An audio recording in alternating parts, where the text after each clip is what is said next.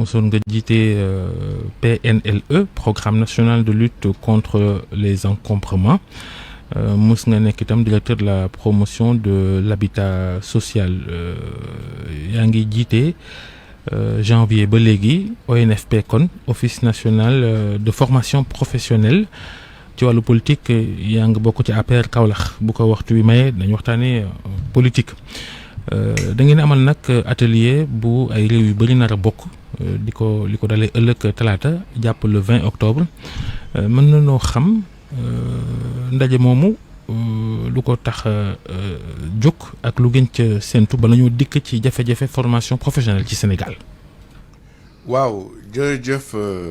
Babacar jërëjëf Georges aussi maa ngi leen di gërëm di leen nuyu aussi ci invitation bi ngeen ma invité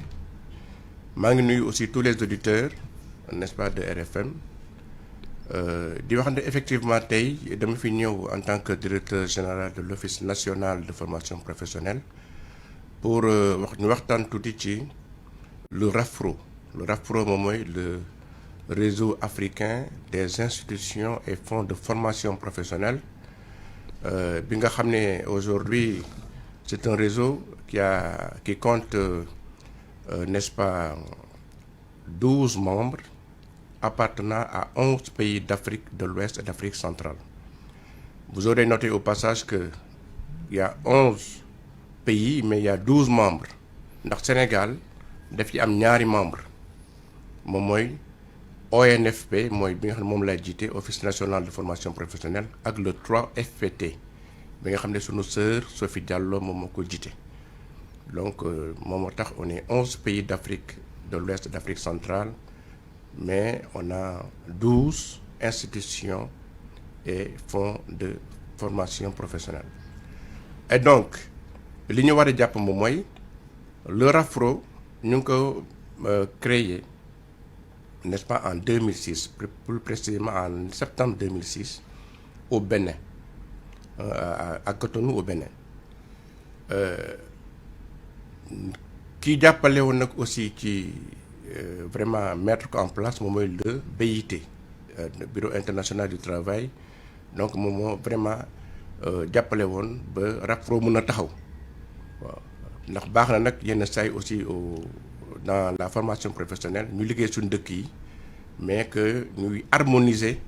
n'est-ce pas dans l'espace dans un espace beaucoup plus grand moom mooy donc en Afrique de l'Ouest et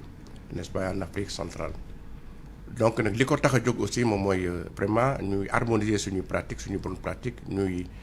waxtaan ñuy méngale formation yi nga xam ne ñu koy def dans nos pays respectifs waaw bi nga xamee ne nag en avril dernier en Guinée la 14e assemblée n'est-ce pas extraordinaire dafa décider woon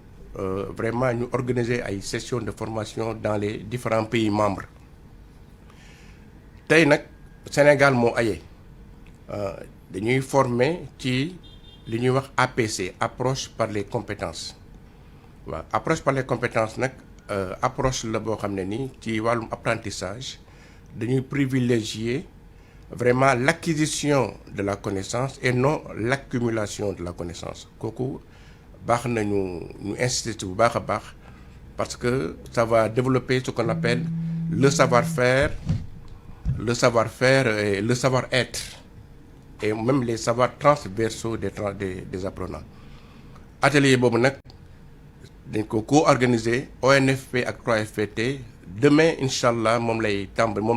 commencer à 9h à l'hôtel Bachou n'est-ce pas à la cité Keur Gorgui et il sera organisé donc sous la présidence de madame la ministre Mariama Sarr ministre de la formation professionnelle. Formation en approche par du remaniement amul ci diggante bi. lan la mën a yokk ci formation wa nga xamante ne dafa war a glisser ci emploi. waaw jërëjëf xam nga li nga posé am na solo xam nga. dama formé wu baax na waaye itam am xëy moo ci ëpp solo mu mën la yóbbu ci am xëy. waaw loolu moo indi approche par les compétences parce que bu njëkk c'était plutôt l'accumulation de la connaissance yéen xam ngeen ne en Afrique on a toujours développé les savoirs il est bon maintenant quand on parle de métier et d'emploi d'insister sur les savoir-faire, les savoir-être. maanaam ci wolof buñ ko gënee faram-fàccee. waaw mën nañ ko tënk rek ne niñ daan defee formation fii gënul. efficaceul ngeen bëgg a changer ni ñuy former xale yi. lu ciy changer. waaw li ciy changer moom mooy léegi dañuy partir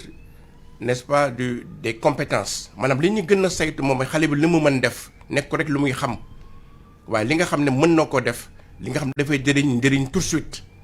ci loolu la ñuy nekk. loolu nuñ koy xamee ci xale boo ko waree former nga xool fu mu gën a aayee nga former ko ci loolu yéen a koy seet wala est-ce que loolu warut a démarrer ca école primaire jëm kaw. waa xam nga de plus en plus comment dirais-je encore l'État est en train de revoir sa copie dans le domaine de la formation li am solo moom mooy structure yi nga xam ne teg nañ leen fi pour ñu saytu loolu boo xoolee lu mel ni office national de formation professionnelle daf ci am maîtrise parce que dafa am ay directions ñoo xam dañ ko tuddee direction de l'ingénierie des opérations de formation loolu mooy mën tax nga xam ne xale bi mën na lii parce que boo jëlee benn mécanicien par exemple juddu na demul école mais boo ko joxee liggéey boo ko joxee oto mu def ci li war waaw kooku mën na waaye moom mëneel boobu ñun dañ ko war a organiser dañ ko war a organiser ba pare nag jàppale ko ci jox ko titre de qualification boo xam ne dina wane la loolu mën na voilà loolu mooy approche par les compétences moom mooy ñu xool xale bi ci fekk ko ci dans son domaine de prédilection ñu dimbale ko ci ba nga xam ne même bu amul ay connaissances théoriques yu bëree mais dina am ay connaissances pratiques yoo xam ne ça lui permet d'art de régler des problèmes qui se dressent à lui donc loolu mooy vraiment approche par les et tey am na ci ay ingénieurs am na ci ay borom xam-xam yoo xam ne loolu mooy seen liggéey au sein de la formation professionnelle. noo leen di demee ba jël ñi nga xamante ne ñoom ñooy ñi nga xam ne ñoom ñooy seen i cible est-ce que ci woote la wala da ngeen dugg ci secteurs yi yëpp ngir xam ñii ñoo yittewoo mbir mi wala ñoom ñooy ñaan formation bi. waaw xam nga tey boo xoolee Raflo. parce que mécanicien yaa ngi fii plombier yaa ngi fii ñeneen ak ñeneen ñi nga xamante ne ay corps de métier lañ te ñoom jaaruñu école ñenn ñi dañoo topp seen i wayjur wala ñu yóbbu leen ci ab atelier ñu jàng ko. waaw loolu xam nga liggéey la rek c'est-à-dire que boo xoolee lu mel ni office national de formation professionnelle ak de façon beaucoup plus large le ministère n'est-ce pas de la formation professionnelle et de l'emploi et de l'insertion loolu am na ci ay borom xam-xam yoo xam ne loolu mooy seen liggéey waaw. Il y a aussi ce qu'on appelle la validation des acquis de l'expérience maanaam nga fekk mécanicien boo xam ne judd na wala menuisier judd na mu ngi commencé liggéey am na lu mu ci mën a def waaye am na lu ko manqué vraiment pour mu gën a formaliser lu muy def donc dañ koy fekk ci li mu nekk yokk xam-xamam ba pare jox ko titre de qualification donc loolu la ñuy def donc c'est des choses que nous faisons tous les jours avec les mécaniciens avec les artisans surtout ñi nga xam ne vraiment ils n'ont pas fait les bancs et ça marche man keroog rek maa ngi jógee Casamance dem naa Abéné fekk naa fa ay xale yoo xam ne vraiment on les a formés en 21 jours en électrification solaire bi ñu paree rek ay mosquées yi nekkoon ci seen village ñoom seen bopp ñoo ko électrifier et c'est ça le but du jeu moom mooy faire en sorte que boo amee formation nga mën ci def liggéey léegi tout de suite bu lay jëriñ yow ak sa dëkk waaw donc foofu la ñu toll donc le savoir c'est bien mais le savoir-être le savoir-faire et le savoir-être aussi voilà c'est mieux voilà. yéen gone yi jël gaal di dem semaine bi passé sax liñ ci xayma ci li jóge gaal Sénégal dem musul am ay téeméeri gone yi Sénégal yéen luy seen wàll ci lii mën a tax xale yi toog ci réew mi am dara. jërëjëf xam nga xëy na xale yi dem gaal phénomène la boo xam ne nii bu déplorable vraiment ñu ngi koy rëccu ñun ñëpp bu ñu sañoon vraiment du demee nii ñu ngi jaalee ñëpp ñi nga xam ne vraiment am nañ ci ay tiis am nañ ci ay naqar waaye c'est un phénomène ancien man maa ngi fàttaliku bi ma nekkee xale Abdou Diouf président Abdou Diouf bindoon na benn bataaxal yénn ko les pays occidentaux ne leen boo leen jàppalewul xale yi en Afrique dinañu braver les mers les océans fekk si leen fi ngeen nekk parce que il avait dit je me rappelle que j'étais encore très jeune donc c'est un phénomène ancien et un phénomène mondial aussi waaye nag c'est vrai que léegi dafa gën a jéggi dayoo waaye nag jàpp naa ne pour ñu téye xale yi en tout cas ci wàllu état parce que régler problème bi aussi du wàllu état kese c'est un problème très complexe am na ñoo xam ne sax ñu ngi dem ñoo xam ne du ñàkk xëy moo tax ñu dem mais c'est lié à d'autres raisons subjectives yoo xam ne ñoom ñoo ko maîtriser wala ñoom ñoo ko xam waaye ci wàllu état li ci war moom mooy vraiment ñu téye leen en développant la formation et l'emploi ba loolu tax na man ONFP ak Jamra ONG Jamra organiser nañ fi fan yi passé benn forum social pour les migrants de retour de Dubaï xam nga am na ay xale yu jóge woon yu nekkoon Dubaï ils étaient maltraités là-bas bi ko président Macky Sall yëgee daf ci waxtaan ak ONG Jamra ñu indi leen bu ñu leen delloosee fii office national de formation professionnelle formé na leen te ils sont 54 jeunes yoo xam ne dañ leen di former vraiment former leen en vue de mieux les insérer dans la vie professionnelle donc ça c'est une action boo xam ne yu mel noonu dañ ko war a gën a développer vraiment dans tout le Sénégal loolu moo tax d'ailleurs keroog maa ngi waxtaan ak le président de l'association des maires du Sénégal waxtaan ak moom pour forum bi nga xam defoon na ko Jamra ñu mën ko vraiment élargir n'est-ce pas dans toutes les collectivités territoriales ndax daf ci am ay problèmes yoo xam ne notamment le problème de la migration ñëpp ñoo ci war a jàpp du rek état mais il y a les religieux il y a les associations il y a la société civile voilà il faut pas le politiser bu ñu ko politiser c'est la meilleure façon de ne pas le régler voilà état am na ci pàcc waaye nag li tax xale di dem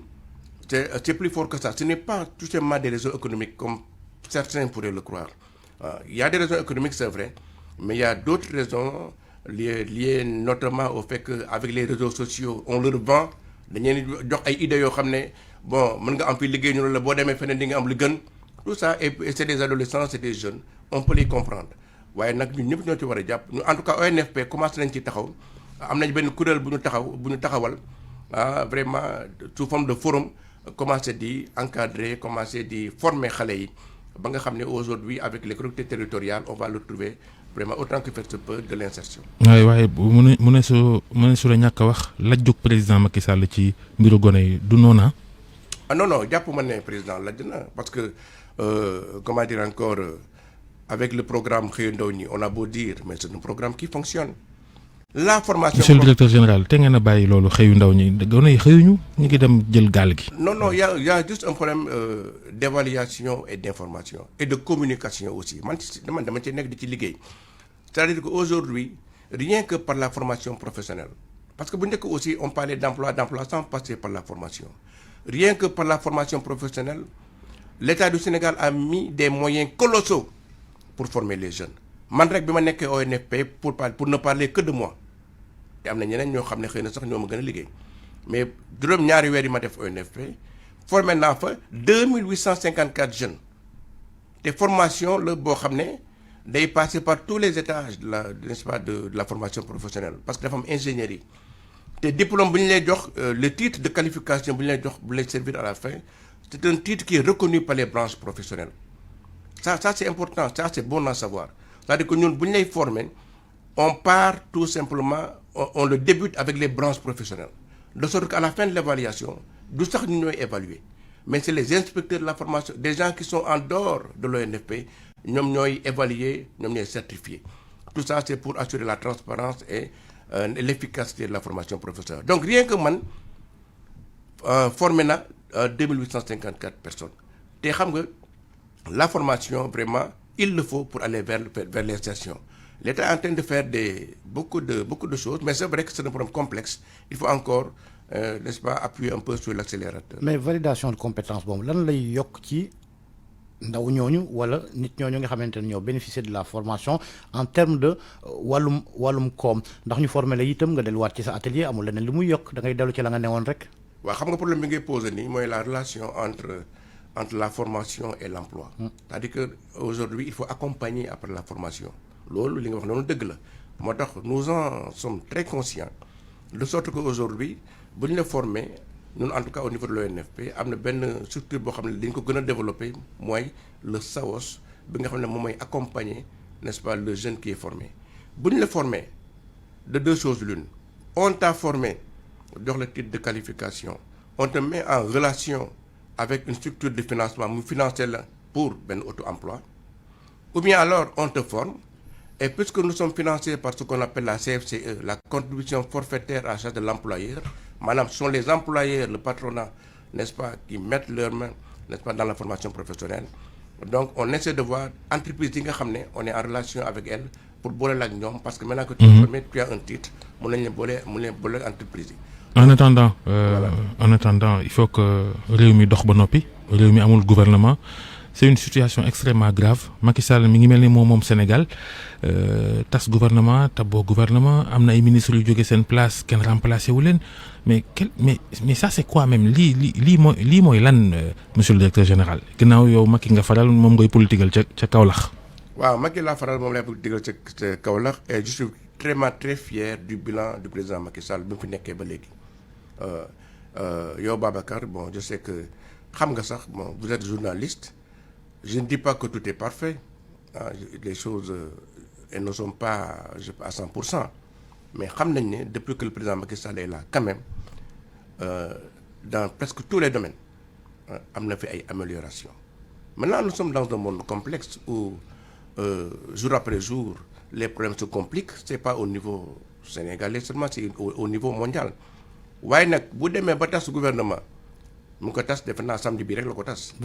vendredi la ko tas. àllarba sax la leen wax yéen ministres yi tey mooy seen dernier conseil des ministres ñu toog ba tey altine gouvernement amul Sénégal c'est ça qui n'est pas normal. waaw d'accord mais gouvernement réew mi tamit moomu leen ko quoi c'est-à-dire que dafa war a aw yoon. Macky Sall moomul réew mi. non Macky Sall n'a jamais dit que moom réew mi mais moom lañ teg ci boppu réew mi quand même pour muy xalaatal avec ses conseillers tout ça là ainsi de suite et je pense que il le fait de la plus bonne manière. Donc tas na gouvernement bi il est en train de mettre en place un gouvernement yow da nga bëgg mu yàkkamti teg gouvernement moi je considère que moom li muy def moo gën il prend son temps pour mettre vraiment les bons hommes par rapport à la ligne n'est-ce pas qu'il a prise c'est tout il est en train de voir li gën mu teg nit nag soo bëggee la gën tu prends ton temps pour le faire entre-temps les choses fonctionnent man directeur général la maa ngi liggéey te yaa ma invité maa ngi ñëw di waxtaan ak yow. Est-ce que je suis resté chez moi pour te dire non du ma ñëw parce qu'on est en train de mettre en place un nouveau gouvernement. ñu bëri resté nañ chez moi. ñu bëri toog fi mu ne nii liggéeyatuñ toog di xaar réew mi stop taxaw. Ah bon non peut-être que c'est vous qui le dites entre-temps il y a qu'un week-end qui est passé Babacar bu yokk ci xaraw ci kar bi ci xar bi. mais quelle est la cohérence tab Amadou Ba mu doon mbërub Benno Bokk Yaakaar ci élection gi ñu dëgmal tas gouvernement bi bàyyaat ko fa. mais te temps yi amul ba amul benn jotu politique rek la am. waaw mais xam nga parce que dana am jot pour liggéeyal réew mi. waaw xam nga boobu yow Georges mun nga xalaatee noonu mais aussi ngeen nangu ne nit mun na xalaatee neneen c'est-à-dire que on met en scène quelqu'un koo xam ne dañ ko jiital pour peut-être mu dem élection présidentielle mais en même temps c'est un premier ministre. Un premier ministre, il n'est pas seul dans ce qu'il fait. Il est entouré de conseillers, il y a des secrétaires généraux. Donc tout le travail technique, bi nga xam ne moom dafa ko war a def. moom nu muy gagné Aly Ngouille ngi fii Boun Dionne ngi fii lu compliqué ci yéen nu ngeen di gagné seen candidat boobu jaaxal nañu de. lu tax ba du gagné c'est-à-dire que Aly Ngouille mu ngi fii et je souhaite d'ailleurs que ñoom Boun tout ça là je souhaite que après le parrainage qu'ils reviennent. N'est-ce pas que reviennent à la maison. bu ñu remplir les conditions parrainage moom duñ ñëwaat. mais li am solo moom mooy que boo leen waxee te vraiment xool bu baax Amadou Ba il a le profil de l'emploi. kon baax na ñu seetaan rek ba booba. Amadou Ba a le profil de l'emploi eu égard à son parcours fu mu jaar vraiment xam na état am na yar am na teggin Sénégal aussi loolu daf ci jouer voilà Amadou Ba fi mu jaar yëpp vraiment xam na ko. da ko ëppale ñeneen ñi wala. moo leen ko pële c'est ça la vérité aussi ñeneen ñi aussi mënoon nañ ko nekk mais li ñu jaaxal leen Amadou Ba dégguñu benn cadre wala ponkal bu taxaw di revendiquer wala boog bëriwul wane ni ñun Amadou ñu ngi ci gannaawam ci biir APR ci biir Benno laay wax loolu moo jaaxal ñëpp quoi ni yëf yi seddee nii doy na waar est-ce que amul ñu faral ñeneen ba pare di nëbbu. waaw mais loolu mën naa am parce que nit ñi aussi li nekk seen xel man mënu ma ko wax mais li am solo moom mooy Amadou Ba c'est le meilleur choix que le président pouvait faire il l'a fait vraiment. ku xam état la ku am yar la ku mën na jëriñ réew mi la PSE bi nga xam ne c'est à l'horizon 2035 vraiment